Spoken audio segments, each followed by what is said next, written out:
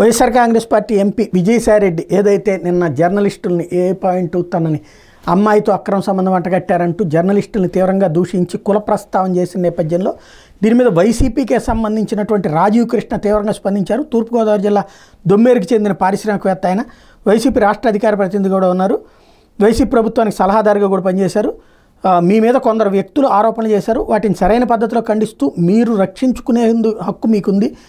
ఆ క్రమంలో ఓ కులాన్ని కించపరుస్తూ మాట్లాడారు. మీ మీద ఆరోపణలు చేసిన వ్యక్తి గురించి మాట్లాడండి, కులం గురించి ఎందుకు? నాతో సహా చాలామంది కమ్మ కులస్తులు వైసీపీకి వైఎస్ జగన్కి సేవ చేస్తున్నాం. మీ వ్యాఖ్యలతో పార్టీలో మేము ద్వితీయ శ్రేణి పౌరులు అన్న భావన కలుగుతోంది. వైసీపీలో కమ్మ వాళ్ళు ఎవరు ఉండకూడదు, పార్టీ సమర్థించకూడదనేది మీ అభిప్రాయమా? ఏ రాజకీయ పార్టీ విజయానికైనా అన్ని కులాల మతాల వర్గాల మద్దతు అవసరమంది మీకు తెలియంది కాదు. ఇట్లాంటి వ్యాఖ్యలతో పార్టీకి నష్టం జరుగుతుందంటూ తీవ్ర స్థాయిలో విరుచుకుపడ్డారు.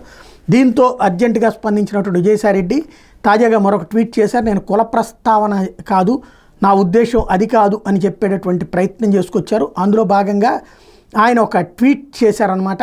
నేను కులాల ఉద్దేశం కాదు, ఇక్కడ కావాలని చెప్పి నన్ను టార్గెట్ చేసినటువంటి వాళ్ళని గురించి మాట్లాడాలని చెప్పేటటువంటి ప్రయత్నం చేసుకొచ్చారు.